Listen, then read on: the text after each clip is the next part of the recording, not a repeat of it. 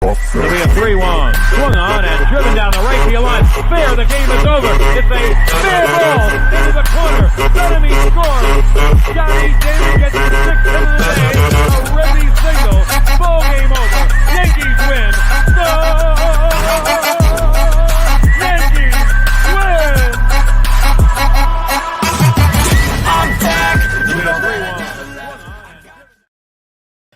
What's going on, everyone? I wish I could say that Yankees win, but my goodness, the Yankees are reeling right now. 4 in a row, losers of 4 in a row. And once you think the cake was top, the manager, the great and wonderful manager, Aaron Buffoon, says, "Here, hold my beer." Salute everyone. Welcome to this afternoon's edition of the Bronx Bomber Strike Back podcast. I wish I could say this on better note, and I just had to come on here and talk about the New York Yankees right now. Last night was a disgrace. Having what happened yesterday, Domingo Germán pitches a hell of a game with 2 outs to go for a complete game, 1 hitter. And what does the genius manager do? He gets an itch in his ass, because that's what he has. He likes to. Oh, absolutely, definitely. I'll definitely. Sure, why not, Hector? Please do join me. Absolutely. Let me put that in the link there. Yes. I will have Hector on as well, because I'm pretty sure he's got some venting as well to do, and we know him from the Yankee Morning Brew, the Knicks Morning Brew, and all our brew crew there. Those that are watching us on the Rumble app, please, if you're in the Rumble app, come on over to the Facebook app on the Morning Brew crew of sports. They have some great stuff there, some interviews on not just basketball, but baseball and stuff. So back to my rant here.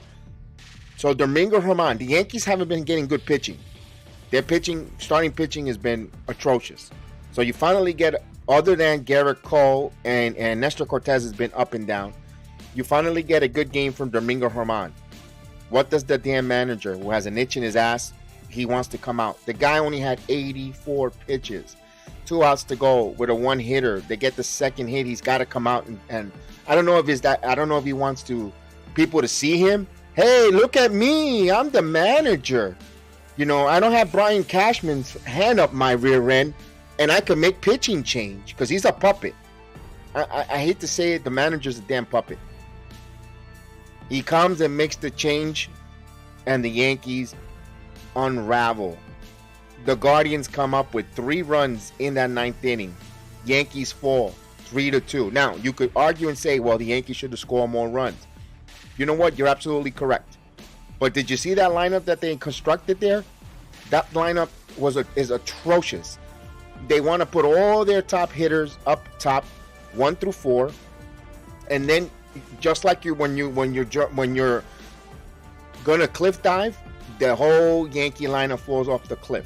Well, wait a minute, they have anyone else good on there.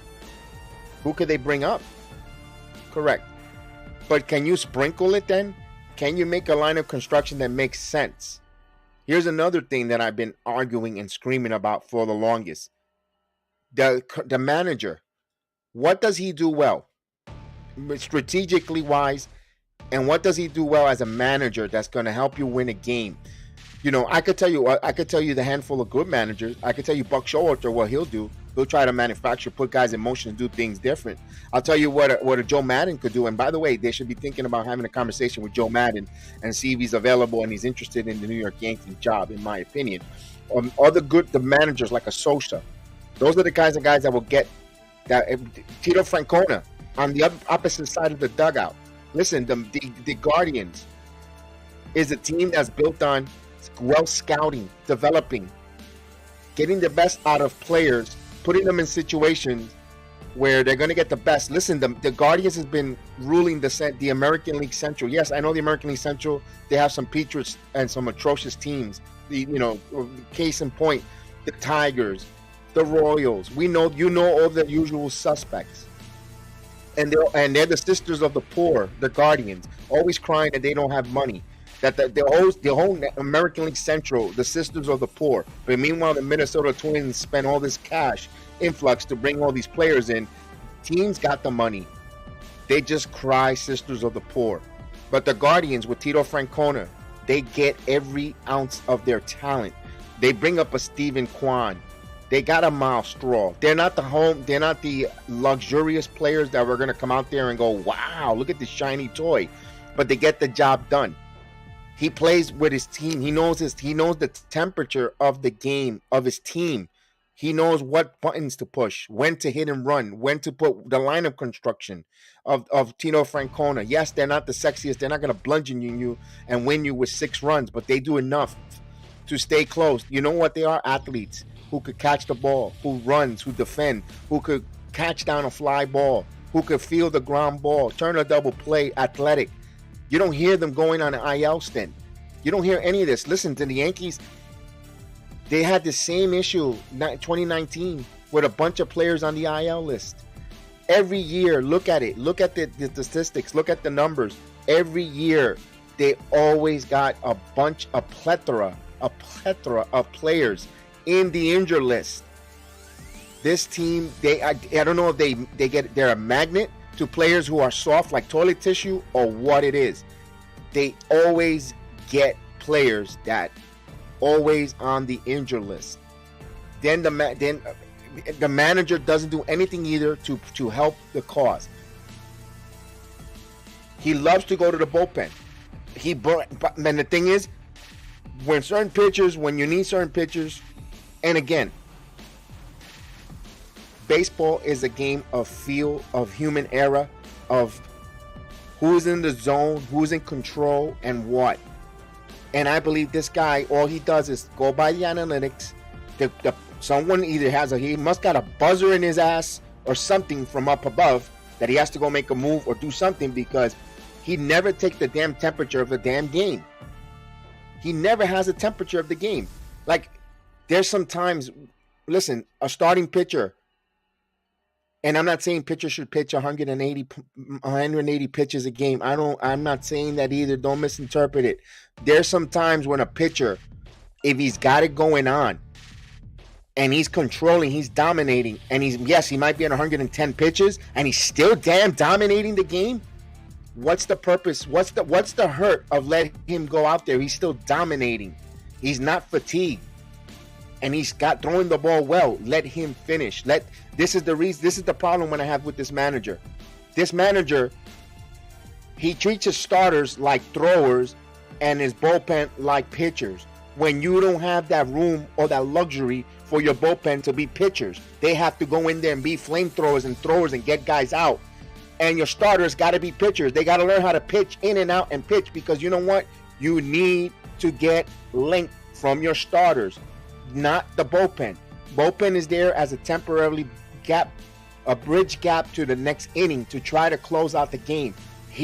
For some reason, his concept is that he has to have the bullpen has to be pitchers. They got to know how to be pitchers. And no, he doesn't have that managerial. Listen, remember, Aaron Boone, after he finished playing baseball, he went to the ESPN booth. No managerial experience whatsoever. And he went right into the Yankee dugout. At least when you had Girardi, was a former catcher, bench coach. Torrey, former coach. They were in the broadcast, yes, but they first did their thing in the trenches. That was the first mistake right there. Because why? Because Cashman has to control, micromanage all this. He didn't have that with Girardi. That's why he couldn't stand to get Girardi out of there. Girardi did everything by the binder. Remember, everyone says, oh, the binder, the book, Girardi. But also, Girardi also played it by feel. He also had the temperature of the game. He knew how to run a bullpen. Listen, I'm not saying Joe Girardi was the greatest manager since sliced bread either. But Joe Girardi got results. This guy, what does he do well? Tell me, what does Aaron Boone do well as a manager? What, he communicates? He communicates. Oh, wow. Good job. He communicates well to the players. Listen, that kind of move that he did yesterday is how you lose the locker room. You see a guy pitching his ass off, 84 pitches with 1 out, 1 hitter, and you make a move like that. And not only that, look at all the injuries list. Listen, Clay Holmes, I made the story. Do the Yankees have a Holmes problem or not? Clay Holmes is shot. Holmes is shot. He is shot. He is not ever gonna be a reliever. Now, a reliever who's gonna close out games, who's gonna be dominant. This is the second reliever now that burns out. Because look at Aroldis Chapman. I personally think he burned Aroldis Chapman out. Give me 1 second. I put the chat there, but give me a second. Let me vent first before you guys come in, and I don't want to lose my train of thought. You're more than welcome to come on. You come on in. I'll keep you in the green room. I'll bring you in. You're more than welcome, Mikey. You're more than welcome. It's not a no. It's the chat.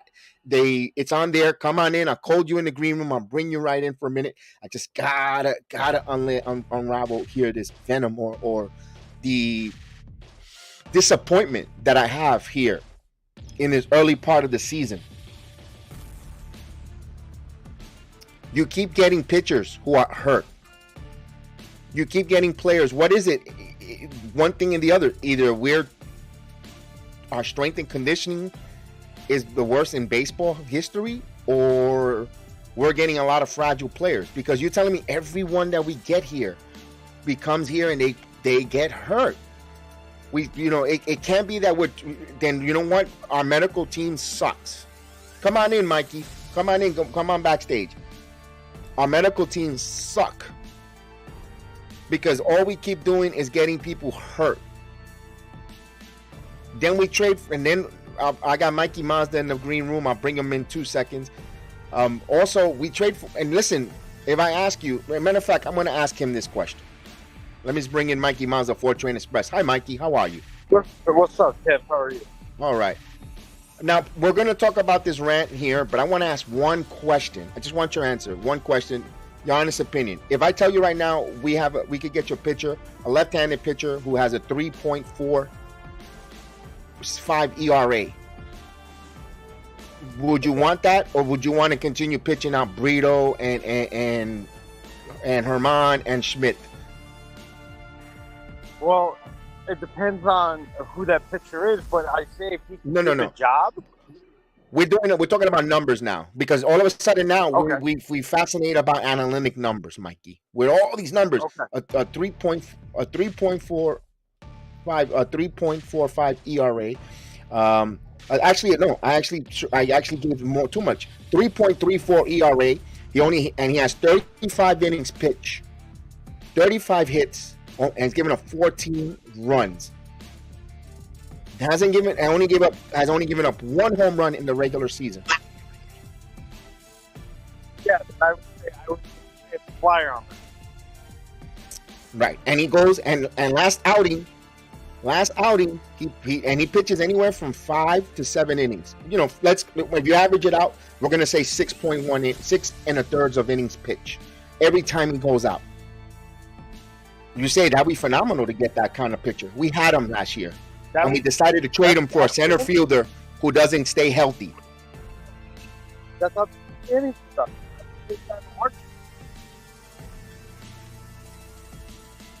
I'm sorry, Mikey. I said that's outstanding stuff. I would take that to heart. No question that. And he's got good stats there. He's got good stats. And he only had 1 rough outing this season. It was against the Arizona Cardinals, Diamondbacks. He gave up 10 hits and 7 runs. Other than that, 3 runs against the Toronto Blue Jays, by the way, who's 3 runs against the Blue Jays, shut out the Milwaukee Brewers, 2 runs against the Pirates, 1 against the Giants, and 1 against the mighty Dodgers. He went 6 2/3 innings for 5 hits, 1 run. That's Jordan Montgomery. Yeah, I'm taking that, but my thing is, though, does he really want to come back to New York? No. It's too late now. That's too late. I'm not saying bring him back. Yeah. It's done. Oh, I got you. Yeah, I would take that. Right. You're going, this again, you're trying to get cute. And again, you traded for a center fielder who was injured. He was injured before getting here. Has a history. Rondon, history of injuries. There's too much of a pattern now. Now, I want to say this. Maybe it's not could it be our strength and conditioning programs? Are we doing something that our players are not staying healthy when they get the pinstripes on? Guys, that, but I think it goes deeper than just the injuries. I think you got to look at the management part of it too. Okay. You've got Buffoon as as the clown, and you've got Cashman as spring leader, and then us Yankee fans are getting blamed for it. I get that. With the. Also, here's another one before even refer further with that. The big trade that they're trying to get cute with the Minnesota Twins. Okay, we're going to trade. Where was it? It was Gio Urshela. We were trading Gary Sanchez, and others. We got IKF, Josh Donaldson, but the caveat was we're getting this catcher, Ben Ronreth, who's going to be this awesome catcher, big stud who could throw runners out. And IKF is the place. IKF was supposed to be a placeholder at shortstop because we had Volpe coming up in the system, and we'll take Donaldson's money. He's a good third baseman. 2 years is off the books. I get why they did that. Where is Ben Ronreth? Yeah. 2 years here. I have not seen him. Witness protection. Where is Ben? He's been on the IL because he has proven, as the rest of the team has, that they can't stay healthy. The only person who can stay healthy, it seems to be, is Garrett Cole. Exactly.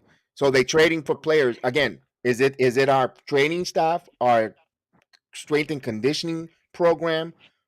What is going on? Because we have to ask these deeper questions because this is a player coming out of the Minnesota system. He's hurt. We got a player coming from the St. Louis Cardinals system. He's hurt. We got a player coming from the Oakland Athletic system. He's hurt. Mikey, what's going on? Because it can't just be that these are coincidences that these guys come here injured. It's not. And I think they were probably hurt prior to being traded. Look at Montas. Okay, he was hurt prior. We still traded for him. We still took a flyer on him. It hasn't panned out. And now we look at the Ben Rodvert situation, and that hasn't panned out. So I think it's more or less that they are injured prior to coming to the Yankees. And then Cashman, saying, oh, well, this is where we get to, this is where we have to say, well, this lies on Cashman because he has to read all the medical stuff before he makes these trades. He has to. He can't just be saying, oh, I'm going to take a flyer on this guy and this guy and this guy and this guy and not know that they're injury prone. There's no way he doesn't read the injury history. He has to. I get you that. I'm going to give you another one. We bought in Scott Efros, Trevino. Okay. Now they're injured. They cannot. You can't tell me all these players come from the other from other clubs injured. Well, Montas did. Rovert did. I don't think Trevino was hurt on the A's. I think that was kind of a freak incident. But then again, I could be wrong. I don't know what goes on behind the scenes. Okay. And then, with Efros, again, I don't think he was hurt on the Cubs. I just think it was a freak incident. Again, like I said, I don't know what goes on behind the scenes. But a lot of the players that we have made deals for over the past 4 or 5 seasons have not panned out and has been due to injury. Now, with that being said, you also got to think, well, were they injured prior coming to the Yankees, or were they coming over and then getting hurt? And it's just as Mikey is breaking up a little bit there. Also, I'm going to say Donaldson. He's injured now. Another one. It's a lot. I think it's the medical staff. Yeah, I agree. It's just too much. It's just it's a frustrating argument with because this is too many players here, too many players getting injured, Yep. misdiagnosis. Yeah, it could be mixed diagnosis. You know what? It's time to get rid of your medical staff right now because if Cashman is depending on making these deals, these trades, and they go, and I'm pretty sure they have their team doctors that's going to look through the medical staff and look through see if and say, Yep. you know what, this guy looks healthy. His X-rays or his medicals look good. I think we could take a flyer, and then he comes here and misdiagnoses. It sets the franchise back, and this is why. And then you have an owner who wants to be financially responsible, not go over a luxury tax. And then he gets scared because Yes. I'm spending all this money to players that are injured. When I think he needs to look at the medical staff, and you know what, you guys are giving me bad information, or whoever's giving that information to the general manager, and is detrimenting the franchise. Agreed. And you know what? There has to be accountability for everybody. It is not just the medical staff. It is Boone. It is Cashman. They have to be held accountable as well. They cannot be given a free pass. I am all about fairness, and I am not saying it's the same thing with the players. The players have to be held accountable, and so does Cashman, and so does Boone. Cashman has to be held accountable because if he is getting that misinformation, then he needs to personally call up the team that he's acquiring this player from. For example, Frankie Montas, and he could have called up Oakland and said, "Hey, what is really going on with his shoulder?" Because I'm not going to give you all these prospects if his shoulder is actually burnt out or messed up. So he has to be held accountable as well because he's the one who has to say, okay, these deals are coming. We're going to complete these deals. We're going to bring them over. But I need to know if they are 100% ready to go because if they are not, then I cannot, waste my farm system on a guy that's going to be hurt. So Cashman And has to have some accountability as well. and I was reading Austin's quote there. Also, the homegrown talents. Look at Frazier. Never could get healthy or stay healthy or put in a program where he's going to be more. If that he would have stayed healthy for this team. If you saw that he was playing the outfield with Reckon and Banderman and running into the walls and wasn't healthy for him. Where was the minor league system to? Because listen, this is my problem, and I'm going to say it, and I'm going to say here. It seems like the Yankees minor league system they're too busy trying to chase AAA and AA championships, and it's Yes. nonsense. The Yankees minor league system should be developing teams for the major league level. Who cares about a AAA? And no disrespect to Scranton, Wilkes-Barre, the Pirates, and San Jose, whatever. No disrespect for Tampa Bay Tarpons. No disrespect. Listen. It's fun to have a minor league system to win a minor league team, have a champ called champions. But who? In the point, be honest with you, in the long scheme of things, who gives a crap? It's about developing all these players, make them play the right game of baseball, be healthy, and stay and have a longevity on the baseball field, not go and chase minor league championships. And that's what it seems like the Yankees are doing. And I want to bring up a prime example of something that has to fall on management. And I'm going to tell you why this falls on management. Yeah. Clay Holmes. He needs to be removed from the closer spot. I do not understand the love obsession with Clay Holmes. He has done nothing productive since the All-Star break of last year. He has fallen apart. And you want to know something? There's something not right about that because his stuff is not moving He's north to shot. south, it's moving east to west. I think he's hurt. And I think they're He's shot. continuously using him to drive him into the ground.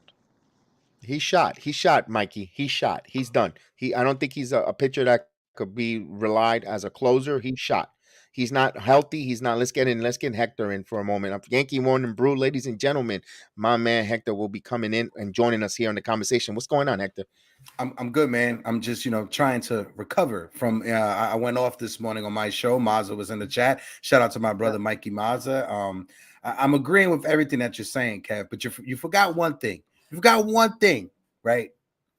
We also had the best shortstop in Major League Baseball right now in our farm system But of course, Brian Cashman is Brian Cashman, and we traded him away for Sonny Gray. Jorge Mateo is killing it right now with the Baltimore Orioles. He is number one in batting average for shortstop. He is number one in home runs for shortstop. He is number one in stolen bases. He is number one in weighted runs created, and when it comes to OPS for shortstops. We had him in our system, but Brian Cashman thought he was smarter than everybody else and decided to trade for Sonny Gray. Well said. Well said there. I even forgot the Mateo part was perfect on that one. With the general, listen, be honest with you, after the World Series title change, they let me ask you this, Hector, and what is the one thing that Aaron Boone does well as a manager that separates him from any other when it comes from a Tito Francona? Nothing. Exactly. When Aaron Boone was hired to be the manager for this team, he was hired for, we were told, for one reason and one reason only, because he'd be able to get through to Gary Sanchez and get the best out of Gary Sanchez. Where is Gary Sanchez right now, Kevin Mazza? He's in the comiendo plátano. Comiendo plátano. He's in the Dominican Republic right now playing in DR. He's not playing in the major leagues anymore. He signed with the Giants. And they released him. In their minor league system. They released him? Yeah, they released him. Yes. And that cost two good baseball men in the organization for the Yankees. When it comes to, it was Tony Pena and Joe Girardi. They lost two good baseball, high IQ, smart men because of Sanchez. Yeah, and if the idea was they needed a manager who can get the best out of Gary Sanchez, who can relate to Gary Sanchez, why wasn't Tony Pena the option? Why wasn't he the choice? Because if you wanted somebody to get through to Gary Sanchez, it would have been Tony Pena. Tony Pena was a former catcher. Tony Pena speaks the same language, and Tony Pena is Dominican as well. So there's no cultural difference. So if you wanted somebody to get the best out of Gary Sanchez, you had him, and it was Tony Pena. Stop lying to us fans, and that's what it is. We've been lied to for years and years and years. You just wanted somebody that you could just tell them what to do, and they would do it. When it comes to Aaron Boone, I feel bad for Aaron Boone because now he's second-guessing himself. I'm not sure if he was able to listen to our friend Brandon Tinney and Tiki Barber this morning, but Brandon Tinney broke it down. He got a text message from somebody inside the Yankee system. Sorry about that. He got a text message from somebody inside the Yankees organization who said that move last night that Aaron Boone made, it was because he didn't want to be second guessed by the analytic department and he didn't want to be second guessed by Brian Cashman. You got to take the temperature. Blaming the analytics department. Now you're blaming the analytics department and not taking accountability. The fact you're incompetent and can't make a decision on your own, which is what separates Torrey, Francona, Mike Scioscia, and all the old school managers from guys like Aaron Boone, because he can't make a gut decision on his own. That is what he's telling us. That is what he's proving to us. I think Mikey Mazza has the same Wi-Fi they have on the planes for the Yankee players. That's the Wi-Fi that he's on right now. I hope you didn't pay $9 for that. I hope you didn't pay $9 for that one. I'm gonna agree with you there. But here's the reason why, and I say he doesn't take the temperature of the game as a manager. He's too busy with the data application or the analytics because according to the numbers, because the MIT geek that's got, is either nephew to Cashman or nephew to Steinbrenner, who says this is how you got to do it. It says, third time around, fourth time around, they're going to destroy them. Not all the time, guys. It's, you could be pitching 125 pitches and you're still dominating.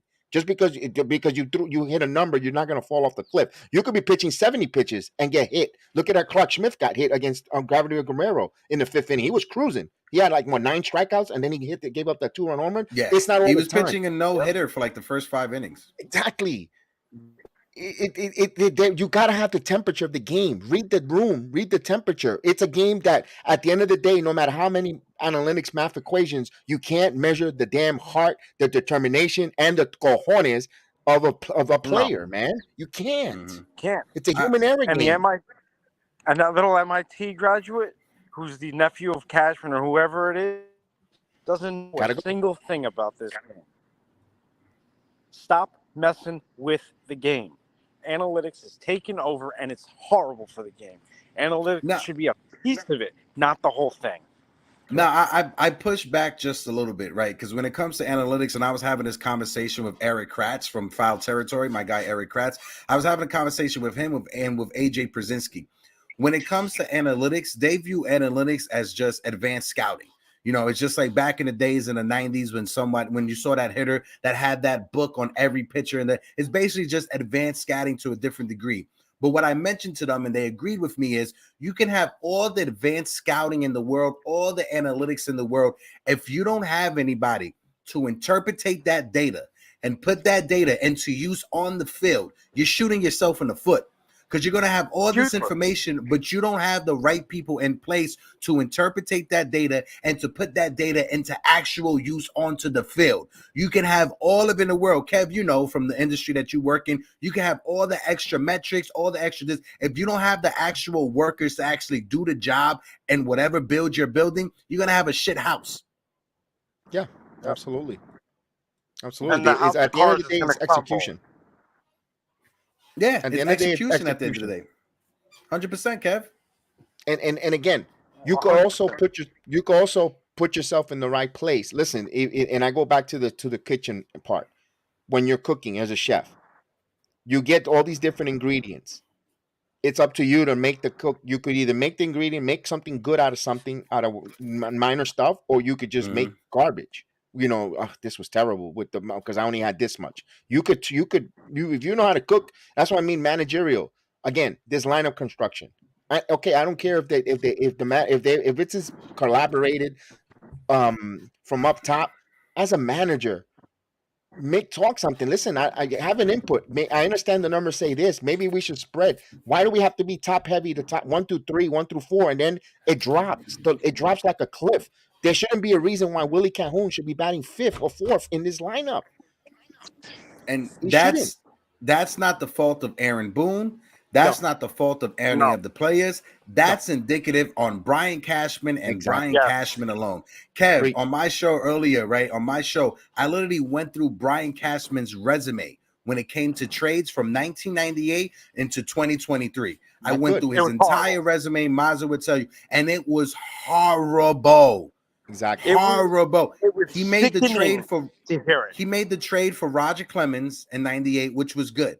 Right. Yep. But after the 98 season, he decided, you know what? We're not going to add Randy Johnson to this team, even though Randy Johnson wants to pitch to this team. Imagine having a pitching 1 through 3 of Roger Clemens, Randy Johnson, and Andy Pettit. That's one. Don't forget Cone. Right? Don't forget Cone. That's no. Yeah, Cone as well. But I'm just saying the top 3 of Johnson, Clemens, and of Pettit. That's one. Right. From 98 into 2004, he made no significant deals when it comes to trades besides Alex Rodriguez, right? After Alex Rodriguez, the next trade that he made that was impactful was the Curtis Granderson trade, right? But even when it comes to that Curtis Granderson trade, he messed up the trade by not including Phil Hughes over to go to Detroit because we would have got Max Scherzer back, right? And as well, after 2006, when Alex Rodriguez, he opted out of free agency. You remember when he opted out of his contract, Kev? Yes. That offseason, there was a trade lined up that the Miami Marlins wanted to trade Miguel Cabrera to the Yankees for Phil Hughes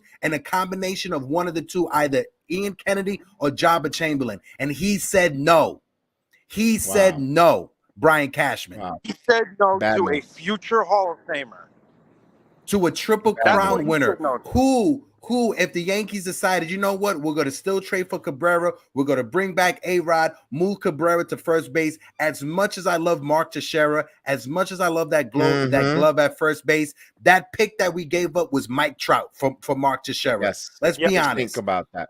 Just think about that. So we could have potentially had a lineup including a veteran Jeter, a veteran A-Rod, a young Mike Trout, and an end of prime Miguel Cabrera. We could have had that for the Yankees. And by the way, Miguel Cabrera that beat us in 2003 of the World Series. Yeah. Who hit a home run off of Roger Clemens and who hit 350 in that World Series as well as a teenager. Correct. And he did it in the big stage. I think. Unbelievable. And like Unbelievable. Austin said in the chat, Miguel Cabrera was proven. He was already proven in 2006. So what were you worried about? His weight? Wow. And do you Wow. know who the stopgap first baseman that he decided to choose between Jason Giambi and Mark Teixeira? Do you know who that stopgap Oh, first baseman was? it was the guy that went to the National. What's his name? The kid. No, not Nick Johnson. Not Nick Nick Johnson. Johnson. Not Nick Wasn't Johnson. Switzer? No, It Switzer was came in Doug 09. Minkiewicz Oh God. was Yep. the The stopgap immortal, first the immortal baseman between McCavic. Jason Giambi and Mark Ugh, Teixeira. So he yes. decided to, I'm not going to trade for Miguel Cabrera because we could sign Doug Minkiewicz. Godly. You Yeah, know what he's that's not been called? good. That's called bargain shopping. We don't do. That's not what we needed to do then, and that there should tell you everything you need to know in here. How much work it's got.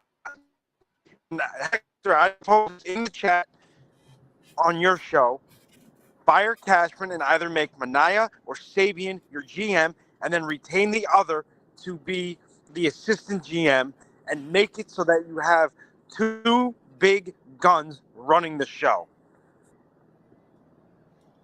I don't know. I agree with you there. I like the fact. I agree to the fact that both Manaea and Saban are in the building. I don't know how much input currently right now. Remember, they just got in the building. They don't want to go over and step over toes or be shady, whatever the case you want to call it there. But him being there, I had a little bit of hope, especially when we saw Volpe coming in.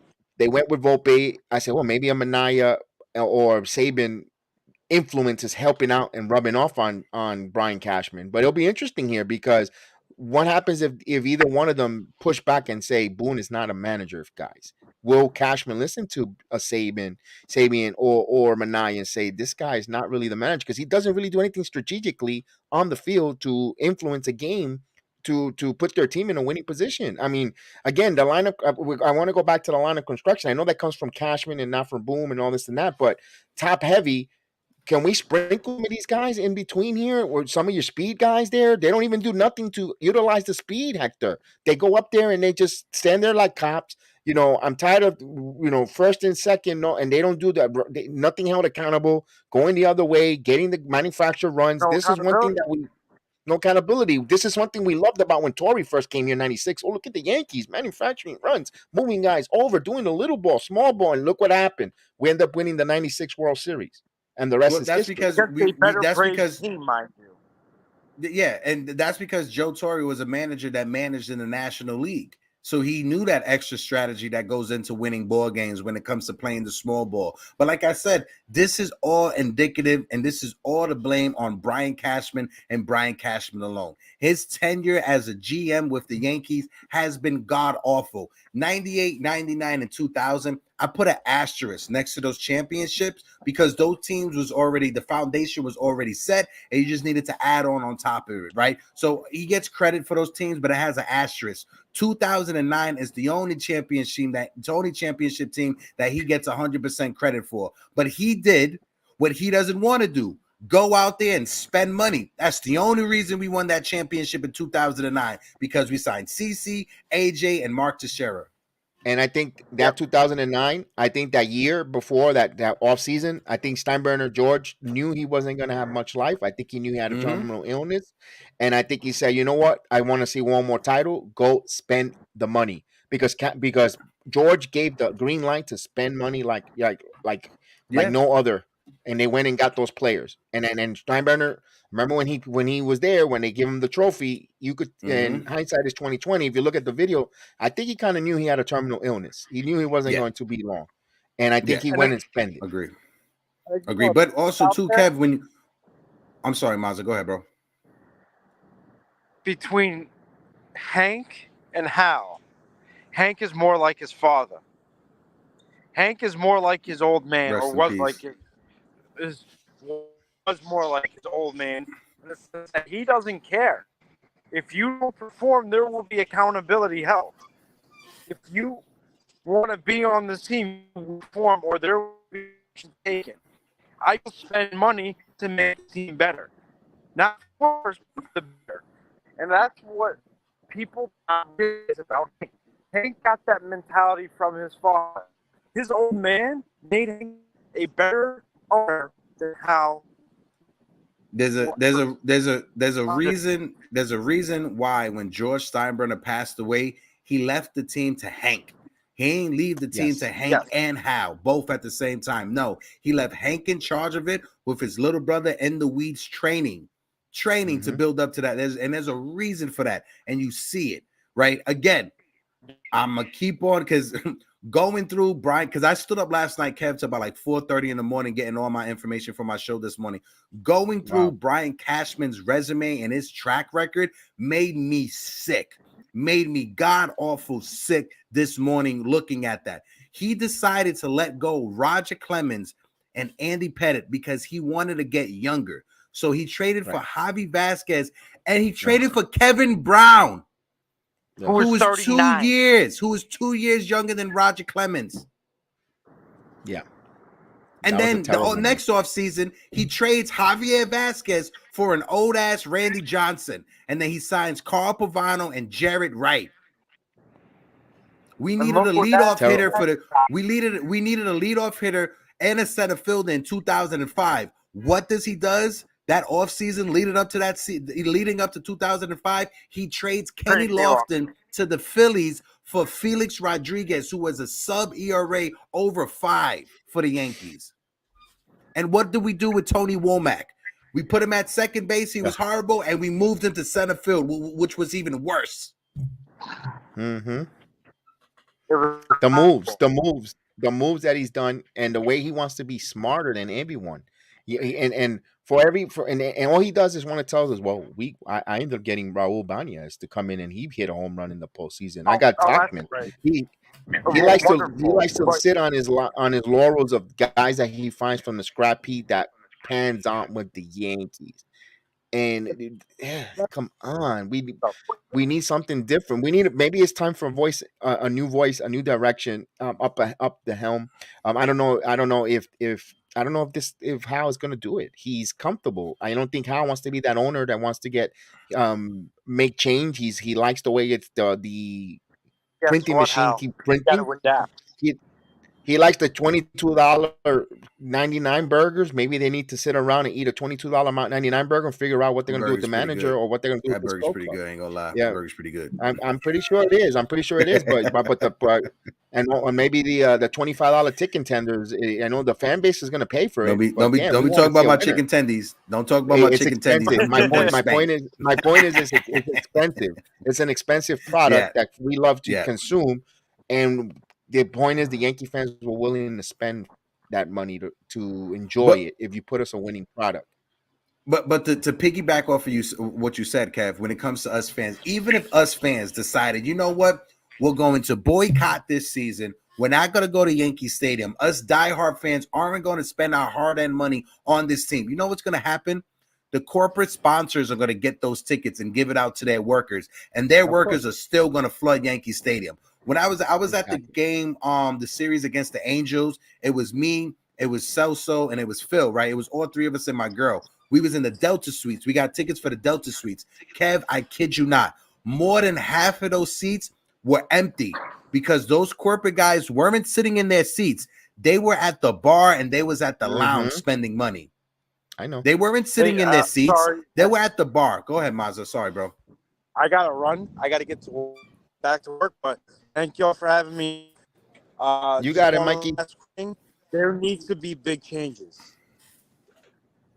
I'll talk to y'all later. You got it. That's the gong. What was that? That's the gong? That was the gong. That's the gong. Oh, my God. Kev, man, it's good to see you. I missed you, brother. Hope all is well. Hope the family is good. Yes, indeed. But this episode this morning, I'll send you the information that I got so you can go through it. I got all of his draft picks. I got all of his trades, and I got all of his free agency. And all I did was touch the trades, and it made me sick this morning talking to everybody in the chat. I could imagine. You know, we're missing the days of Stick Michaels being in charge of the scouting department, getting the blue chippers, getting the right people in there. I'm hoping that now with Omar Minaya, part of the organization as a scout, because let's face it, Omar Minaya has a great eye for picking up international talent. I'm hoping that they get bringing some international talent. And again, with the corporate seating, Hector, I agree with you because when I was a young one, my uncle used to work down in for a stockbroker, and those corporate seats when the Yankees were terrible in the mid '80s. In our 91-90 season, I must have been to about 50 of those 82 games, all corporate seats. And I always told the story. I went to a doubleheader against the Texas Rangers, the Yankees.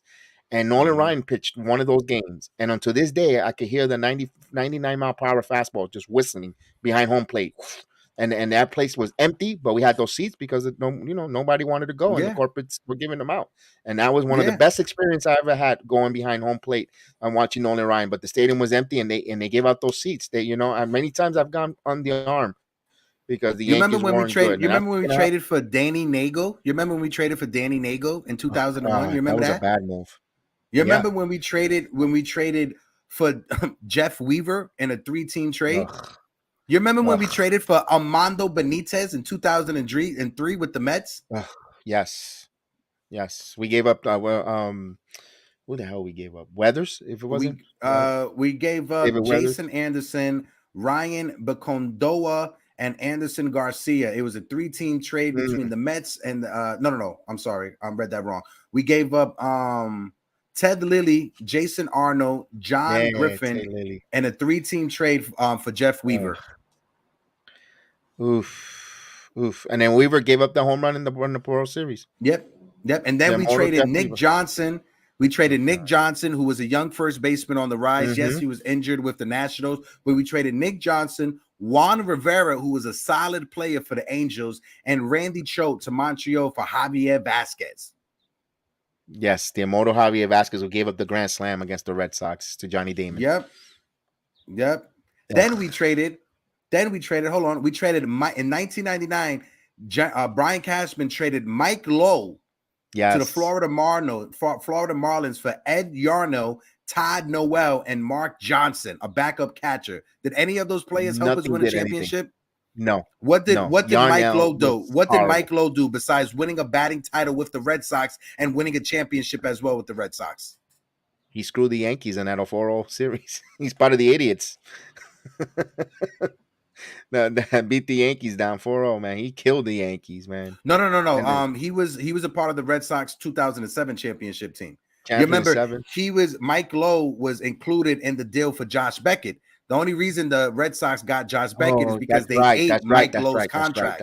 That's right. So the Yankees, if the Yankees decided to eat Mike Lowe's contract, we could have traded for Josh Beckett, Miguel Cabrera, and Dontrell Willis. Oof. Talk about that. The 4-train express there, literally, with Dontrell Willis. You know, the marketing ploy there would have been We traded for Alex Rodriguez in 2004, right? And I kid you not, there was not another major trade that the Yankees made until the Curtis Granderson trade. If you look at all the trades that the Yankees did to get back a player, we never got back a player that was an all-star or that was an impactful player like the A-Rod trade until we got Curtis Granderson back. Right. And if you look after the Curtis Granderson trade, we traded for Headley with the Padres, and that was it. Oh yeah, he wasn't that Chase good Headley. either. We thought we were Chase Headley. That everybody was dying to get him out of here after the second season with the Yankees. But what did Brian Cashman do? Give him a 3-year contract extension. Yes, give him yes. He was bad. And then he tries to get cute and bring in Troy Tulowitzki, who got injured in that 2019. Oh God. Yeah, no, the moves that he's made, trying to get people off the scrap heap. Let me ask you this, Hector. I was talking to Mikey Mazda prior. We saw that Madison Bumgarner has been released. Do you take a flyer on him? I know we're killing Cashman of all these players bringing in here and DFA'd. It won't hurt, man. Madison Bumgarner would never come to the Yankees. Okay. All right. He would never come to the Yankees. He's not shaving his face. He's never come to the Yankees. Okay, so it's a facial policy issue. Okay, Yeah, it's all a right. facial policy issue. It's New York City, so he hates New York City because where he's from. When it comes to Madison Bumgarner, he is, and I joke about this, he is a lunatic. That man is a pure nut job. He got in trouble before he went to Arizona with the Giants because every offseason, right? Every offseason, he would use a fake name to go bull riding. He would ride bulls. He was a bull rider. He's a bullfighter. Yeah, But yeah. every offseason, he used a fake name to go bullfighting. And he got in trouble by the Giants in Major League Baseball. Yeah, because of the brief of contract if you were to get injured by a bull rider. All right, all right. Because I'm trying to figure out, they need pitching. There's nothing, and nothing again. That minor league system, they have no damn pitchers that you're willing. Offense. I personally think we need offense because when you look at our pitching staff, bullpen, and starting rotation, we are 10th in all of baseball when it comes to pitching. Okay. Right? When it comes to bullpen, we are 7th in all of bullpen. It's a back end of our starting rotation that hurts us. We are 27th, 27th in Major League Baseball when it comes to hitting. When it comes to batting average, we are 27th. And I don't want the home run bopper. Give me Chaparro from minor leagues. Put him at the designated hitter. Can you bring Andres Chaparro up and get rid of Cajon and bring Chaparro? At least we know with Chaparro, he's a hitter, left-handed hitter. What does Willie Cajon do that excites you? He doesn't steal bases. He's not a power hitter. He doesn't much do contact. I don't know what is Willie Cajon as a hitter, and they keep plugging him in a designated hitter role. I don't get Willie Calhoun has the forearms of a 6th grader. Yes. There's nothing there to write home about. And then Jake Blowers, whatever is the one that came up and got injured now, he's done. Like, again, I was telling that to Mikey. Is the Yankees workout regimen, strength and conditioning, is there an issue? Because we get all these players, they put on the pinstripe uniform and they're injured. And they cannot all come from the other organization hurt, Hector. They can't. They can't come. Ben Rovnek, he came here. He hasn't been healthy. Injured. Yeah. Montas injured. Bader injured. Donaldson hasn't been. This year was injured. All these players come here and they get hurt.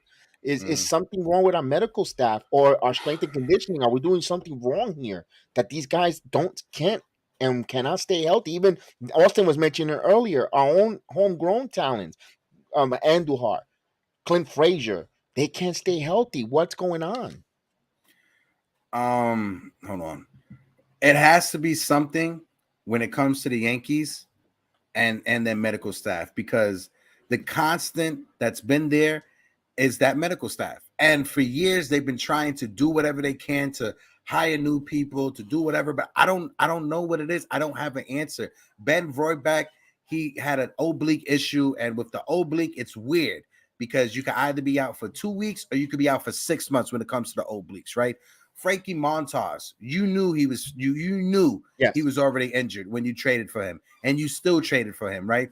Harrison Bader was injured, and you knew he was injured, and you traded for him.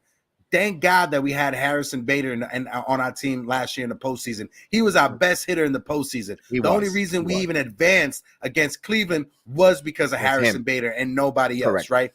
It's gotten so bad. He was supposed to come back May 5th. They're rushing him back. This is how bad there is, right?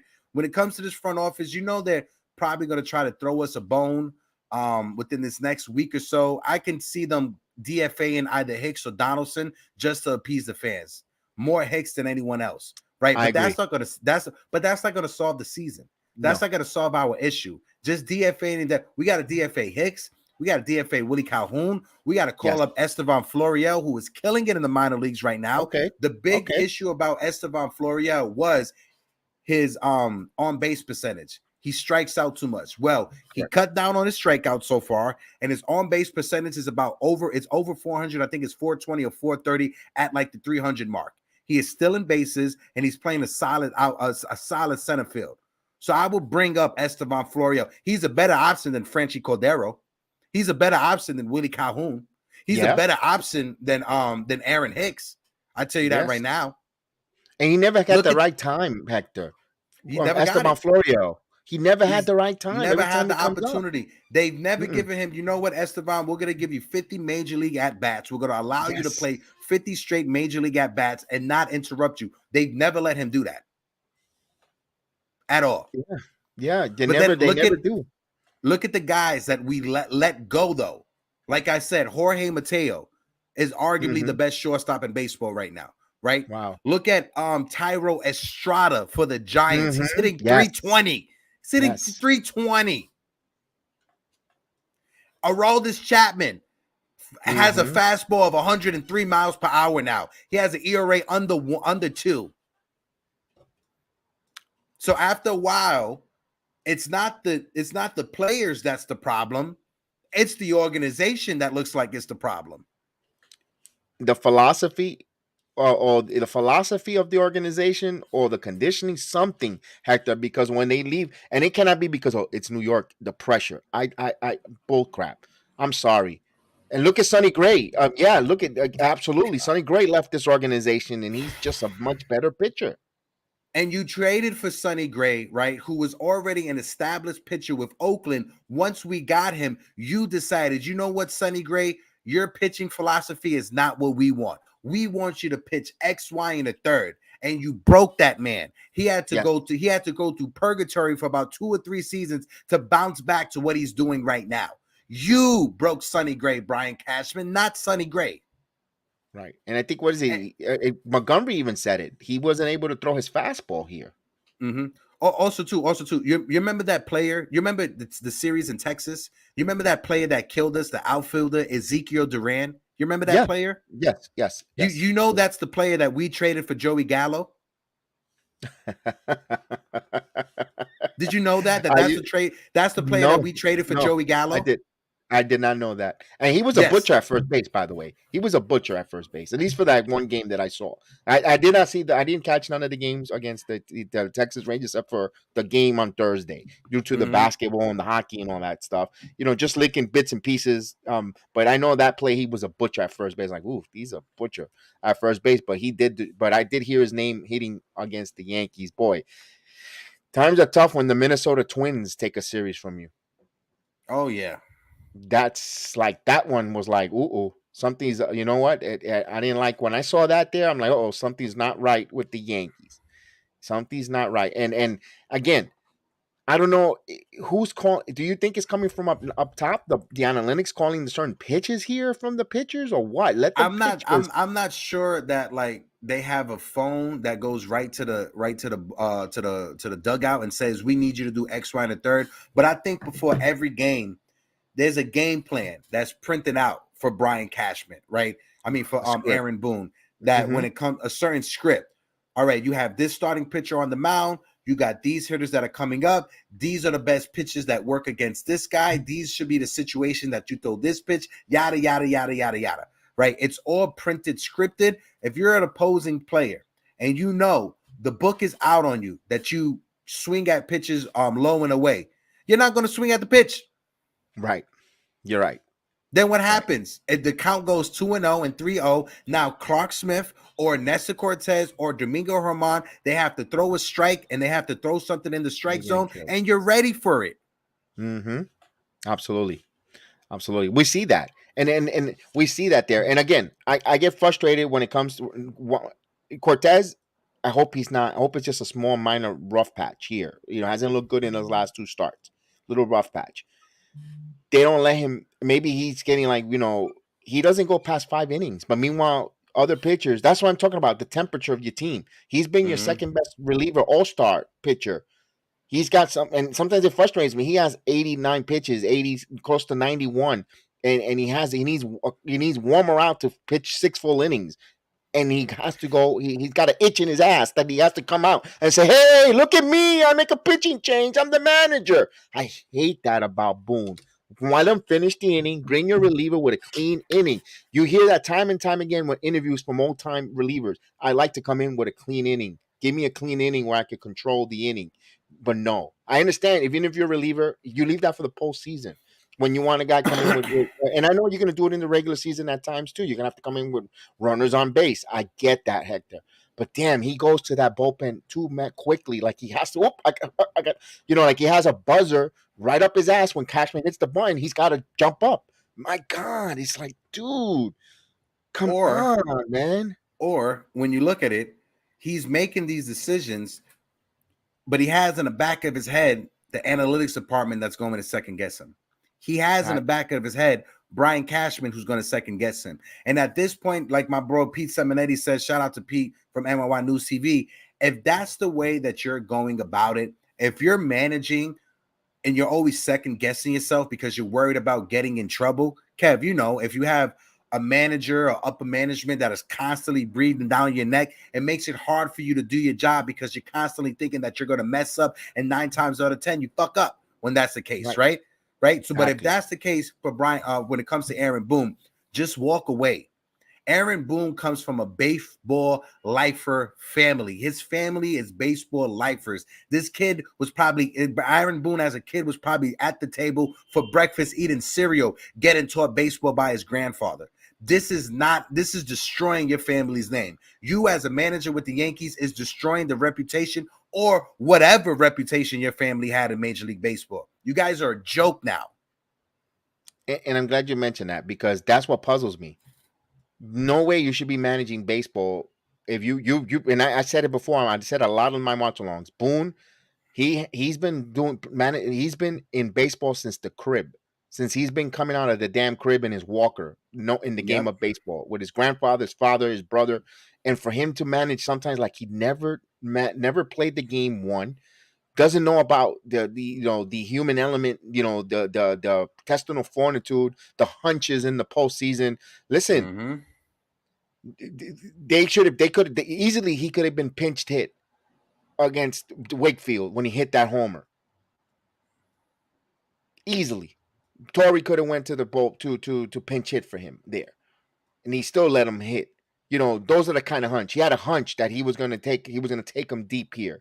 He didn't, and he should know those things. Managers have hunches. They go on certain things. That's what makes those guys immortal. The decisions from the Davey Johnson, the Sparky Anderson to La Lasorda, making certain moves. Torrey playing that time when he had Chad Curtis in left field, when he had other better left fielders to play over.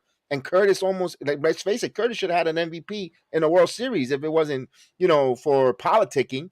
And he played hell in that 99 playoff World Series. But man, he just makes, like you said, tarnishing his legacy of his family's name because they know baseball. They know more baseball. It's the same thing with the Alus. That's why I was like, and I'm sorry, they got Luis Rojas at third base. You're telling me they got baseball minds in that damn room. You're telling me to be doing this stupidity? They're being micromanaged. And if it's Cashman's got to go. And if you look at it, May 2nd, right now, we are last place in baseball, right? Mm-hmm. The saving grace for Brian Cashman and the New York Yankees right now is the Knicks in the postseason. Yes. The Rangers in the postseason. The Aaron Rodgers situation with the Jets. The NFL draft just passing and the Giants trying to retool their team. By the time we get to next month, all of those storylines are going to be off. All of those storylines are going to be gone, and all eyes when it comes to New York media, it's going to be on the Yankees. Right. You're not going to have the Knicks in the postseason to save you. You're not going to have the Rangers or the Brooklyn Nets and you're not going to have any of those storylines by the time next month come around. By the time June is here, all eyes will be on Brian Cashman and this team. And I have no faith. Right now, we are last place, 8.5 games behind Tampa. I have no faith in this team. By the time next month come around, that we'll be in third place or second place at all. We'll probably be 15 games behind Tampa with the way that things are looking right now. And you know what's going to say? Well, we have a chance for the second wild card. Capooties. Hey, Mike. Well, if I can get my thoughts real quick, I think the season's over. I think we're not going to make the playoffs. I think this is the year that we have to finally sell the team and look forward to next season because this is a very bad year for the Yankees. What do you mean sell the team? Like sell the franchise? Like the Steinbrenner sell the team? I don't know. I want to sell the team. I want to trade half of these guys. They have Oh, okay. I'm A sorry. I fire was sale, a misconstruing what you baseball said. A fire fire sale. sale. Then I thought he was saying sell the team. Like, all right, and cool. that's You what got I money thought to too. buy That's why I was Bulldogs? waiting for him to finish that. Sorry. Yeah, I would love for them Sorry. to sell the team, but Hal Steinbrenner ain't going to sell the team because he's not going to do Never that. say listen. Never say never. Vince McMahon sell the WWE. You never know. The Yankees could be sold. You never I know. would Yeah, be all for it he was in because I don't. financial problems. That's why he sold. Yeah, I would be all for it because I hate Hal Steinbrenner. So I mean, that's a strong word, but yeah, we have to sell the team in the deadline. They're going to be 15 games out when they play Tampa Bay. What is it next week? This team's going to be 15 games out. It's going to be over. The divisions are wrapped. There's no chance. I even for a wild card, I don't like our chances. It's just it's a nightmare this season. All these guys went down with injuries. It's just horrible. It's like if it wasn't for the Knicks and the Rangers, and now the Rangers are officially eliminated, New York sports would be so dull right now. It's just so. Oh yeah. It's so boring. There's nothing to watch now. If you're a New York sports fan, it's like, and then if the Knicks get eliminated, I got to go back to watching the Yankees. I haven't watched this team literally now in 2 weeks, and this is it's not as stressful anymore for me because I'm not watching them.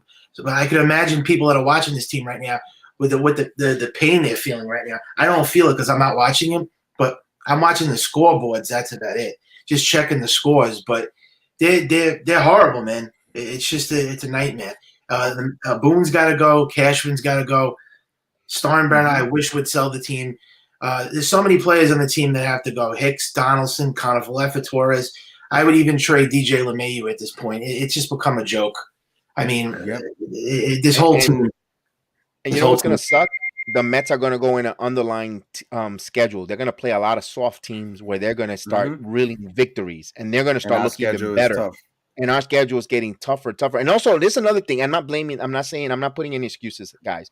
But isn't it April? Don't we have any off days? It seems like the Yankees got no damn off days. Thursday, Monday games. It's like, didn't we supposed to get, isn't there a CBA where you're not supposed to play X amount of games in a row and you're supposed to have a day off on third? And it seems like this April, the Yankees got bamboozled with a lot of games in wraparound games series there where it's like, oof. The next time that we have off, Jesus Christ. I'm looking at it right now. We play straight all the way to the 22nd is our next day off. May 22nd is our next day off. I thought there was something in the collective bargaining agreement where you had to have a certain amount of, you couldn't play X amount of days in a row. And you're supposed to have off. Last day that we had off was before the Angel series.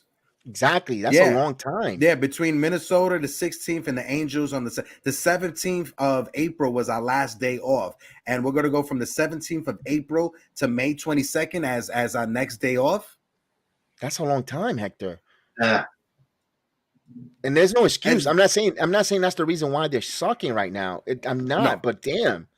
You know, it doesn't allow you to reset your bullpen. It doesn't give you guys maybe a guy blow an extra day off. Even though the Yankees, they do it to themselves too. They got a guy who's hot, and they decide the next day they're going to sit him. The guy could go 3 for 4, and you know, on the verge of hitting a cycle, and they'll sit him the next day because, you know, that's the way the lineups came up with it. We have Aaron Judge, Giancarlo Stanton, Carlos Rodon, Luis Severino, Harrison Bader, who's coming back today, Jonathan Loaizaga, Josh Donaldson, Tommy Kahnle, Lou Trevino, Frankie Montas, Scott Efros, Luis Hill, and Ben Vrorbach all on the IL at the moment. You take all of that salary, right? And we are literally top 10 in payroll. I mean, bottom 10 in payroll. We get that injury list is more than the Oakland Athletics. It's more than the Kansas City Royals. It's every year. More than the Tampa Bay Rays. All of their payroll. All of their payroll. And when it comes to Giancarlo Stanton, this is a reflection on Brian Cashman. Yeah. Also, the Yankees did nothing. Nobody else but Cashman. Also, the Yankees did nothing in the offseason. They did nothing to improve the offense. This is every season we go through this. This is another reason why the Yankees go nowhere. What we're seeing now here, if they would have spent money on, they probably would have been hurt. They would have put in some of these guys. Well, who knows? I don't know, but it's an injury curse with this team. And it's since Girardi, since Torrey. I don't know what the Yankees. I don't think it's. I think it. You know what it is? It starts at the top and trickles down. They don't stay healthy. I don't know what. When G. Monahan retired, when G Monahan retired, the injuries started coming in. Yeah, I don't know why they can't stay healthy, but I just think this team in general sucks. I mean, even if they're a fully healthy team, their hitting is a problem, man. They have the same hitting. They don't have any contact hitters. They have like all or nothing like home run hitters. You're going to see it's the same problem. Even if Rodon comes back in Severino, they don't hit. Like it's going to be the same issue again. And when those two guys come back, if they even come back, we're going to be 15 games out of first place. It's going to be like over already. Even if we get all them healthy guys, I still don't like the line of construction. No. Even if we get everyone healthy, all those names back, the line of construction still doesn't back up and put them in success in a lineup to succeed for success, because you're going to put it top heavy again, and then bottom you should sprinkle some speed, some contact hitters with the power hitters, because now when you have some guys able to steal bases, the pitchers are going to be paying attention to the run game. Your sluggers are going to get fastball counts and hit. But when you mash up all your power hitters and what the pitchers do, I'm just going to navigate through here. I'm going to sweeping ball down and away. Stanton's going to swing sweeping ball down and away. Judge is going to swing through the scouting. There's a scouting report that we know down and away, and you get these guys out. But if you have a base runner there, we're in front of a Stanton or in front of Judge, vice versa. You mix and match. Guess what? I can't throw a ball down and away because my catcher bobbles it. Guess what? The guy's going to be at second base already, still on a base. Or he's at second. He's going to be at third. And now with this big bopper, if he gets a tap of ball in the outfield, he's going to score on a sacrifice fly. Those are the type of things that I get frustrated, Hector, not knowing in line of construction, because you could and take some of these guys that are not so great, or they get on base who has speed, contact, if they do lead off, you could set yourself up and make the offense better, because they're going to see better pitches because they got the big guys behind them or in front of them who can hit the ball out. And now they're going to get better pitches. They become better hitters. But when you match them all together, all there, you know what, 7-6 inning, I got all the heart of the lineup. I'll just navigate through the 2, 3, and 4, and the rest is cake. 7th, 8th inning, I got the lower bottom line of the order. You know what? I'm gonna navigate no problem. And that's a problem with the Yankees. That's why they go down a lot. It's the line of construction, and that's the same mistake since 2019. The way they ever since they wanted to put the Judge at second, batting second. I think it's dating back to 2017. It's 7 years now of the same lineup construction, and we don't make any major changes to this lineup. Like every offseason, you think that they're going to make major changes, and Brian Cashman does nothing. Nope. Nothing. And in the trading deadline, nothing. You think he's going to do anything this July? No. He's not going to do anything. He's not going to add anything. There's nothing out there. Ohtani, but Ohtani's not going to help this team. He's not going to help them. He's and they're not going to try to trade those prospects away because they're prospect hugging. If Ohtani and Trout can't help the Angels make the playoffs, what makes you think he's going to help the Yankees? They have Ohtani and Trout, and they never make the playoffs. The Angels. What the hell is Ohtani going to do? The Angels, they have a better record than the Yankees this year, so you never know. But I'm gonna just read off some stats for you guys real quick. Jorge Mateo, 347 batting average, 6 home runs, 10 stolen bases, 667 slugging percentage. Weighted runs created is a plus 189, and he has a WAR of 1.7. Those are all, if you're looking at shortstops, number 1 in ranking for shortstops. That's Jorge Mateo, who we traded away for Sonny Gray, but he wanted to hold on to Clint Frazier. He wanted to hold on to Eduardo Nunez. Yep. Those are the players he wanted to hold on to, but not Jorge Mateo, who actually is looking like the best shortstop in baseball right now. The Orioles are Jorge Mateo has been so good for the Orioles that they took their top shortstop prospect in Gunnar Henderson and moved him to third base. Yeah, that's how good Jorge Mateo has been. Look at their lineup. They just need pitching, the Orioles. The Orioles are ready. I mean, the whole division is just – it's crazy now. We don't stand a chance. The Orioles, the Rays, the Blue Jays, even the Red Sox, they passed us up now. This is ridiculous. If the Red Sox beats us this season, outclass us, then we know we're in some trouble. I mean, I think we're already in trouble, dude. I think as soon as Rodon went down for me, and everybody was saying that was so negative. Now look at the Yankees. The minor saving grace I'm going to have here, I want to see how we fare up against the Tampa Bay Rays, because this is a division rival, and I want to see if they get up for them.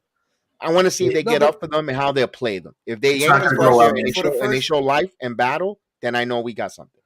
for the first 2 to 3 weeks of the season, right before Stanton got injured, we were second place behind the Tampa Bay Rays when it came to record-wise in the American League. Yeah. As soon as all those injuries happen, it's been a tank. We've been tanking. And I actually said it was over when Rodon got hurt. I said I called it. I didn't mean to like jinx it, but I said I'm not gonna I think it's gonna be a bad year for injuries, and it's been a horrible, dreadful season for the Yankees so far for injuries. As soon as Rodon got in, because you don't lose your guy, your big, highly acquired acquisition. You mean you just signed this guy to $162 million, and he's already on the injured list? I mean, it's a joke. How did this guy get hurt?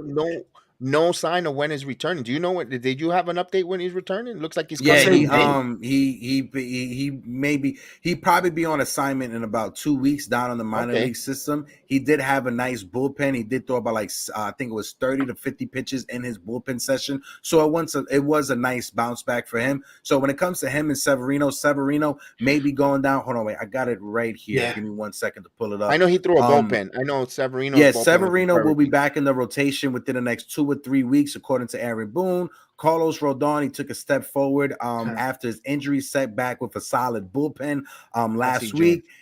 And yeah, I would say for Carlos Rodon is June, and for Luis Severino at the end of this month. But at the same time, like Caputi says, that doesn't solve our offensive struggles. No, it doesn't. Now, what's upsetting to me, and then this is where everyone should take notice when it comes to Brian Cashman. Brian Cashman is banking. He is putting all of his eggs in the basket for these prospects.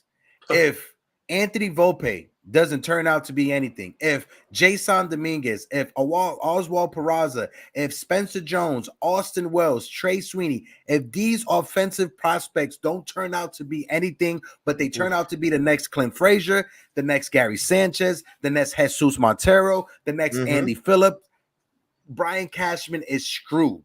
And us as a fan base, we're going to be in a bad spot for the next 5 years until we develop our next group of prospects.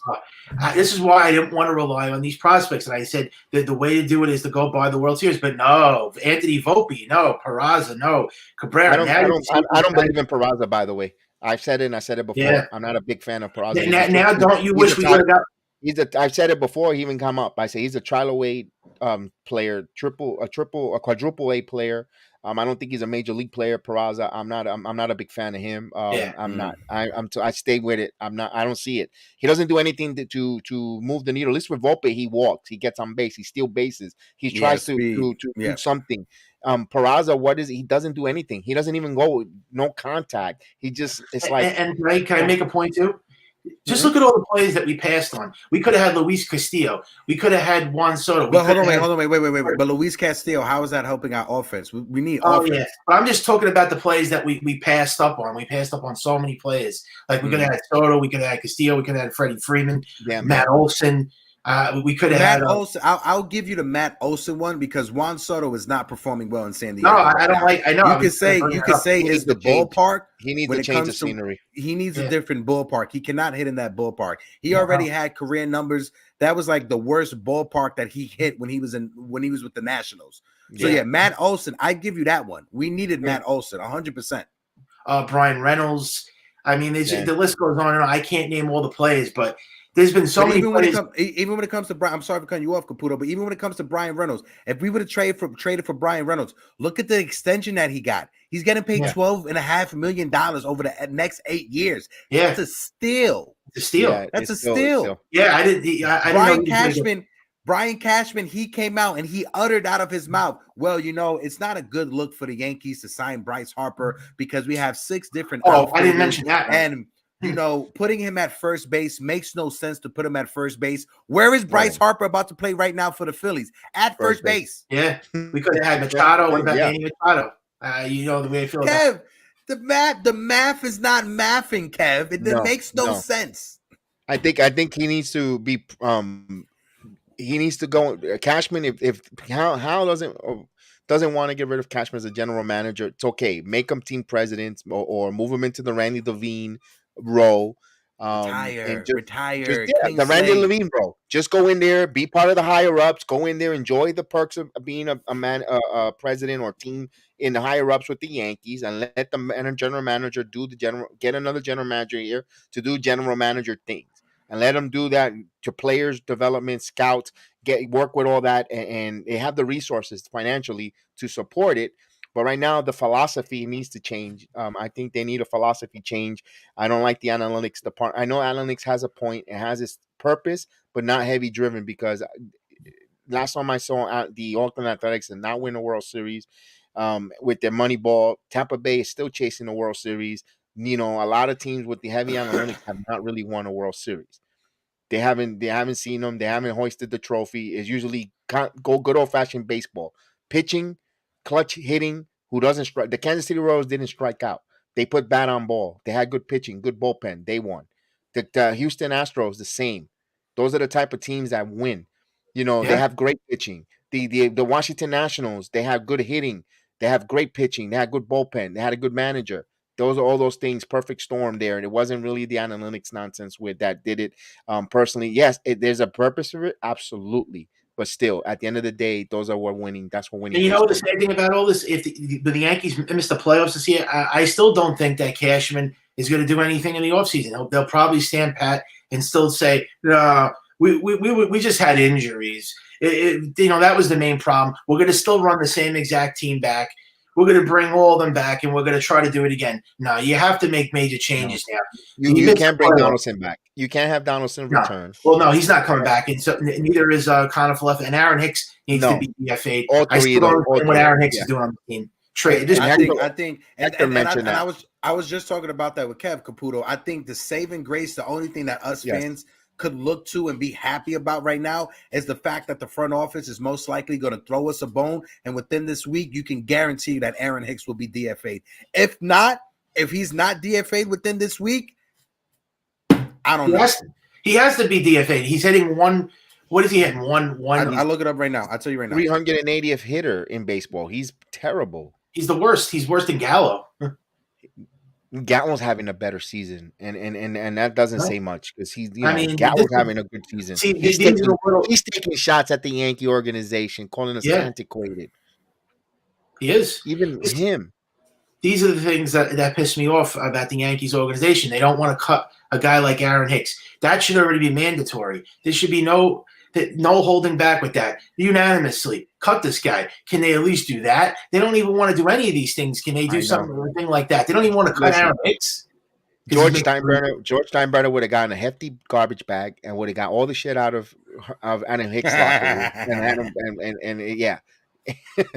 You know that for a fact, Hector. Oh no, I know that for a fact. You know that for a fact. And what's the good Aaron Hicks right now? And in 18 games, 49 plate appearances, he is batting 156. Wow. What's the thing that we're told that Aaron Hicks does well? Is on base walks, percentage. Right? On base percentage. On base percentage. He has 14 strikeouts. Do you want to take a wild guess how many walks he has, Kev? 3. 4. I was close. I was so close. Close. He has 4 walks and 49 plate appearances. He was only able to draw 4 walks. He has a 156 batting average and a 224 on base percentage. I just need to know, right? These analytic guys, I just need to know. And yes, my fingernails are painted orange and blue for the Knicks. Let's go next. That's right. Let's go, baby. Orange and blue, baby. Orange and blue skies. Orange and blue skies all day.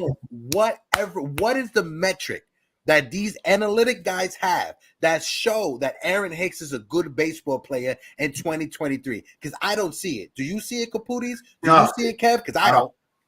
No, and I was trying to. Before the beginning of the season, I was defending Hicks a little bit. I said, well, you know what? No one in the minors is really gravitated. At least Hicks is a switch hitter who could play center field, and he can't even play the outfield well. You see all those balls that fall in front of him, diving and not getting there. Oh, he's terrible.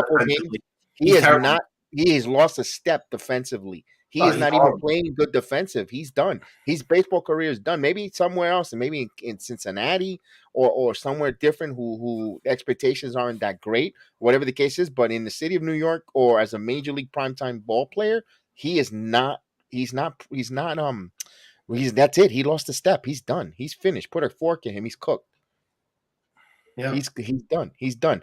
I had a question. I had a thing that came to my head. I know maybe I got caught up in the Twitter hype, maybe, What's up? or the highlight, because you know me, I've been bashing Willie Calhoun like a maniac.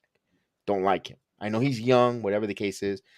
And if you have a designated hitter for a couple of weeks, any chance of Daniel Murphy as a designated hitter who could play first base?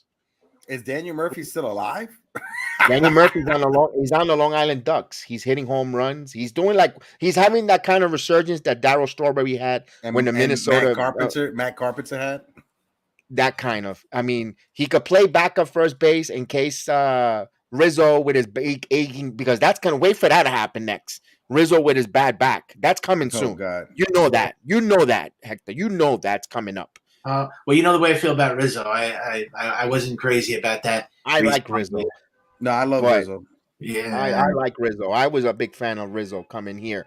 I thought the tangibles that he brings, but boy, I'm saying, Daniel Murphy's in Long Island Ducks. You bring, for designated hitter who's a professional hitter, take advantage of Yankee Stadium. I'm not saying he has to be your everyday until these reinforcements return, because Calhoun is not doing crap. Unless if you bring Chaparro up. You don't want to burn a 40-man part of your 40-man roster. I get it. So, try something different. Calhoun is not it, man. Calhoun is not your designated. He's clogging up the designated hitter spot. He doesn't play good defense, right? He's suspect out there, and that's saying a lot. When Aaron Hicks has to be your defensive replacement, it says a lot about your defense. Yeah, look, last year there's a rival time on Derek Jeter Day. Remember that? Austin, don't get me. Oh my God. Oh my God. Hicks gotta go, man. Hicks gotta go. Hicks can't stay around here. He probably is a nice dude and all, but you know what? Go be a caddy for your uncle, your uncle-in-law Tiger Woods, and just go. Be done. See you later. Sayonara. Peace. Just live golf is having tryouts, Aaron Hicks. Go catch yourself with live golf. If you want a sponsorship, I guarantee you the Saudis will sponsor you real quick. And it's sad that every time that I look at this Derek Jeter plaque that I have in my house, I am reminded of that idiot Aaron Hicks. Every time I look at this, I remember Aaron Hicks and his big ass head. He won't be.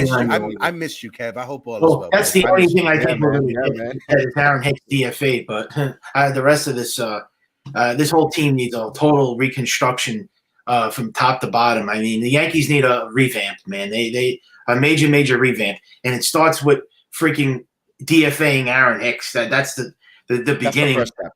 That's the first step. I agree. And Josh Donaldson, please just eat his contract, and please, I don't want Josh Donaldson back. I mean. And freaking Connor Falefa. Oh my God. I think Falefa. I don't know. They're trying to squeeze as much juice as possible from Connor Falefa, and there's no more juice in that kid, man. But listen, this is the only saving grace when it comes to at least IKF. He shows that he actually gives a damn when he's out there. Yes. At least IKF hustles. I'm sorry, the New York City, the Horns. I'm sorry. At least IKF is hustling down the line from out of the batter's backs to first base. He's the only one that's doing that. At least IKF, he gives you that. When he's out there in center field, he never played that position before. At least he's out there and he shows you that he actually gives a damn. Yeah. When's the last time Aaron Hicks dove for a ball? Never. He missed them. He missed them a couple times. He slides. He slides. When does he head first dive for the ball like you've seen IKF done over the past couple of weeks? I mean, he did it those few times, and he's not even a center fielder, IKF. So no, and he actually wants to be good at that. He wants to be good at that. At wherever they put him, where they put a glove to, he wants to be good at it. And I got to respect that from Isaiah Kiner-Falefa. He goes at it with his head down, and you know what? Fuck, he goes, F it, I'm gonna go for it, full speed ahead. Yeah. Hicks looked like he's so nonchalant, like he doesn't care, like he's gonna go pick flowers in the corner on the ball, in the corners. I mentioned on the watch along. Look, he's picking flowers out there. Get the damn ball, get it back in a hurry. He's out there. So yeah, I think Hicks lost the love of baseball or the love of playing baseball through the New York Yankees lens. Another player. So then again, this is another player who I hate to say it, if he goes elsewhere and flourishes, then we got something going on in our organization that is toxic. But before I get out of here, I want to ask you guys, Mhm. right? And I saw this going back and forth on Twitter with different Yankee fans and stuff like that. What do you think George would have done? I know you touched on it just a little bit, Kev, but how do you think George would have been handling this situation right now, Kev? Oh, Everybody first, fired. if it was right now, let's say he just reincarnated and just came back and just, you know, Boone is gone, Cashman is gone. They're all gone. Hicks would have gotten a garbage can, like I said, with a garbage bag and put all his stuff in the locker. You're out of here. He would have been contacting right now whoever he needs to contact to get certain players in here to get it working. Find out whatever player, pitcher, hitter, and whatever. You know what? Like the words of the Rams, F those picks. He would have just went after it and gone and won. He was just a guy who didn't care about firing managers in the middle. He almost fired Torrey, who just won some World Series in He fired 98. Billy Martin 5 times and hired him. Fired him. Yeah. So, I mean, he would have definitely fired Boone. You kidding me? He would have been gone. Boone would have been gone a long time ago. Cashman would have been Cashman would have been also fired. gone. He would have been changing some move. He would have done a lot of changes. I know some people say, well, you can't have that knee-jerk reaction because you need stability. I get it. But sometimes when you see something, the definition of insanity, when you do things over and over and thinking that you're going to have a different result, that's what the Yankees are doing to us as a fan base. They're bringing, like you said, Caputo, same lineup, same line of construction, same philosophy over and over, and we haven't won yet. Every season. And I know, and it's fun that we get to the postseason and we think we're going to get there, but every time there's always a team that always has a better. That's why it's better they miss the playoffs, and I think they are going to miss it. And we need to see major changes next year. I don't know what those changes are going to be because I don't expect them to do anything because I don't have any faith in this front office whatsoever. But major changes have to come next year. It's obvious. Offensively, this offense needs to change. They have to make major changes. So I would just reconstruct this whole entire lineup, and I would just trade everybody. They have to. And at the trading deadline, they're probably going to be sellers. They can't be buyers at this point. I mean, they're not going anywhere. I mean, where's this team going? They're going to be like 15 games out. And this is what I was saying a couple of months ago, and it looks like it's coming true. I hate to say I told you so, but they're not making the playoffs this year, the Yankees. I'll give you this final thing. This final thing is saving grace. Here's a saving grace. I know you don't want to hear it all that. I know in a blessing in disguise, if they fail the postseason, they're terrible. Maybe we get everyone out of here, change the philosophy, all that good stuff. Maybe that. But here's another saving grace. The Philadelphia Phillies were terrible. They fired Girardi. They ended up in the World Series. Well, now the Yankees. I know we don't have I know we don't have a Harper, whatever, but we have a Judge. We know the name, the pieces that we have on this team. But when you have a Rendon, when you have a chance to Rendon, if he stays healthy for the remaining second half of the season, if Garrett Cole continues to pitches and becoming the front runner of the Cy Young Award, if Nestor Cortez could right his ship and get himself going, you got 3 starting pitchers in the postseason going into and Severino. I'm not even counting Severino because I'm not going to count him. I think he's going to be. The offense is still a problem. But my point is, if you get everyone healthy going into October, healthy, because this is the thing with the Yankees, they always fade at the end and they always get injured at the end. If they go in now fully healthy, September, October, and let's say they're in the second or the first wild card position, yeah, we might have to pitch an extra game or two, play extra games. But man, we got the starting pitching staff to go out there healthy with not a lot of innings in their bag and they make a postseason. Damn.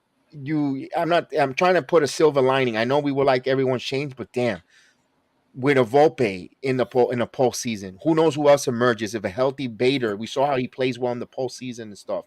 We never know. That's why it's damn if you do, damn if you don't. Could it be a knee-jerk reaction here on May 2nd that we don't like things happening right now? We see a lot of negative things here, but have we seen the Yankees play their best baseball yet? When you look at it right now, right, Shohei Ohtani is going to be a free agent. He's going to demand anywhere from $50 to $60 million a season. Let's just say $50 million. I know Giancarlo Stanton is on our team and he clogs the DH spot. Let's just take Giancarlo Stanton, put him to the side, make him just a mulligan just for now, right? Right. Josh Donaldson, his contract comes off the books. That's $23 million. Correct. Luis Severino's contract comes off the books. That's $10 million. Frankie Montas comes off the books. That's $7 million. Right there, those 3 players is $40 million. If we're able to trade Gleyber Torres, that's $10 million. We're already at $50 million. Oh, and you got Isaiah kind of But yeah, Isaiah Kiner-Fletcher's contract comes off the books also. That's $56 million. And then when Harrison Bader's $5 million comes off the contract, we're looking at $63 million the Yankees are going to have to play with that you can offer a Shohei Ohtani. Now, that's still with Giancarlo Stanton on our team right now. The way that Stanton's contract is structured right now with him being on the Yankees, he's making $35 million. The Marlins are paying $10 million of that. So the Yankees are on the books for $25 million. If we could find a team that are willing to take Giancarlo Stanton, right? And we tell that team, we will eat $10 million of his contract. So $20 million is being paid by the Marlins. $10 million is being paid by the Marlins. $10 million is being paid for the Yankees. All they're on the hook for is $15 million. There's a sucker out there to be had that will be willing to pay Giancarlo Stanton $15 million a season just because of the name and the novelty of Giancarlo Stanton. Whether that be the Dodgers, whether that be the Angels, whether that be the San Francisco Giants, there's someone out there that would be willing to pay Giancarlo Stanton $15 million. And I'll tell you this right now, Kev, if we were the Yankees and we had an opportunity to get Giancarlo Stanton for $15 million, I'll take Giancarlo Stanton for $15 million, not for $25 or $35 million. Let me take it further there, Hector. Let me take it a step further.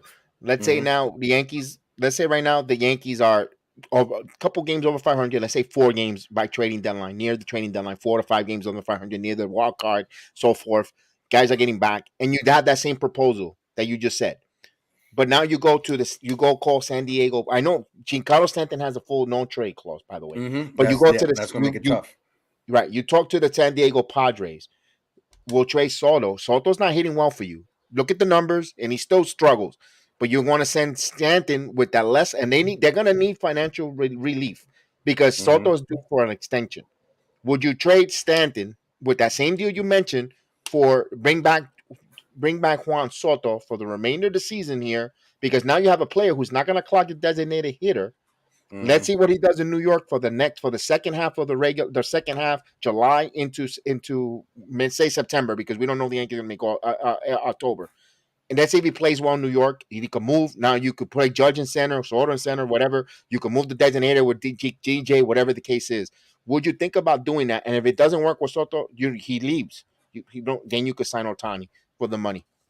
If I'm the Yankees and it's just straight up like that, yeah, I will make that move. But San Diego is going to want to recoup whatever prospects they had to give up in order to get Juan Soto. So they're going to want Spencer Jones. They're going to want Jason Dominguez. They're going to want Austin Wells, Trey Sweeney. The list goes on and on and on.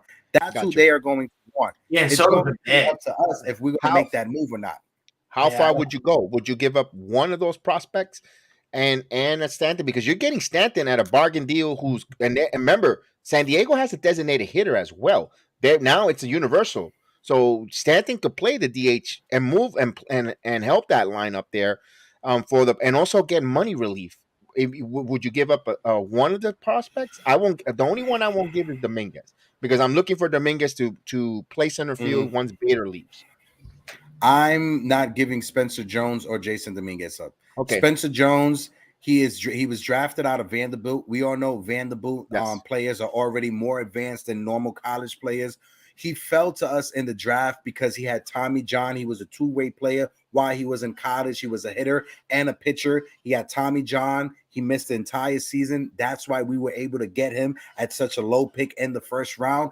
I think Spencer Jones is going to be the steal of that draft. I think Spencer Jones is probably the best prospect that we have in the system. I'm ranking Spencer Jones ahead of Jason Dominguez. I'm ranking Spencer Jones ahead of Anthony Volpe. I'm putting Spencer Jones as our number one prospect. He is a left-handed version of Aaron Judge. He's about 6'6", 6'7", who could play all 3 outfield spots and first base. I think Spencer Jones is going to be a special player. I'm not trading Spencer Jones or Jason Dominguez. And I know, Caputo, you don't want to be hugging on the prospects, which I get, which I understand, because if Spencer Jones turns out to be the next Greg Berg, right? If Jason Dominguez turns out to be the next Clint Frazier, right? It's going to be egg on our face, right? Yeah, but I at the same time, I want Ohtani. No. Yeah, I want Ohtani. That's why I will wait to free agency. All that money that I just said is $65 million coming off of the books that the Yankees could then take that money and invest it into Ohtani. And this is another thing that comes with Ohtani. You're not just getting a pitcher and a hitter that comes with Ohtani. You're getting that massive TV deal with Japan. Yeah. And when the Yankees had Hideki Matsui, the Yankees back in 2003, that TV deal that they inked with Japan was worth $30 million. Now, just imagine what the Ohtani deal will be worth in 2023, inking that TV deal with Japan. Yeah. It'd be easier for him to go from the Angels to the Dodgers, right? And I think the Dodgers are going to try to trade for him at the trade deadline. Yeah, it would be a lot easier for the Dodgers to get him because the Dodgers and the Angels, they have the same parent company when it comes to network. They use the same parent company. So all you got to do is just transfer the rights over. With the Yankees, if he signs with the Yankees, they have to get rid of that contract and start a brand new one. Yeah. So just imagine that money, say like if it's $50 million, that $50 million you get off of Ohtani's TV deal alone, that's going to pay your luxury tax. Screw your luxury tax. You'll be able to go over it because of that money Ohtani's bringing in. The jersey sales, the merchandising, the advertising, the TV deal, like I said, from Japan to New York City, it'd be crazy. New York City already has a huge Asian market as it is. It's not as big as California, but it's a huge Asian market as it is. Ohtani will kill and outsell everyone else if he's in New York City. Yeah, it's facts. Market-wise, he'll make more money than Soto. Absolutely. I gotta go just because I gotta get ready for another thing that I got lined up, Kev. I gotta go too because I gotta take a nap because I got the Knicks basketball, so I gotta take a nap. Blue skies, baby. Orange and blue skies all day. And we got Caputo watching Knicks games now. Who would have ever thought? Caputo's a goddamn Knicks fan. Caputo, I love you, baby. Yeah. Is Randall gonna come back tonight? You better have Randall back. Oh yeah, definitely. And he'll probably play.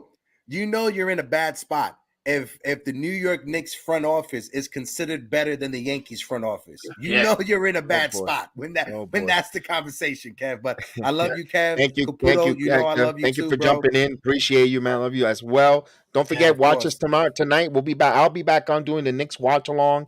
The Knicks take on the Miami Heat, Game 2 from Madison Square Garden, and we'll have the watch along here. We'll invite you come on back here. So our Ranger season is over, unfortunately, but now we have the Knicks basketball. All eyes to that before we get back to the Yankees watch along.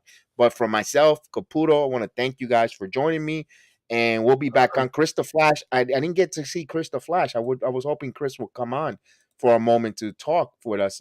Chris, man, I know if you're watching along here, we miss seeing you on, so hopefully we'll get you on next Yankee talk here. We'll definitely. Chris the Flash is my partner here doing the watch-alongs and a big part here. So have a good afternoon. I'll be back on tonight, and we'll talk to you later. Peace. It'll be a 3-1. Swung on and driven down the right field line. Fair, the game is over. It's a fair ball into the corner. Bellamy scores.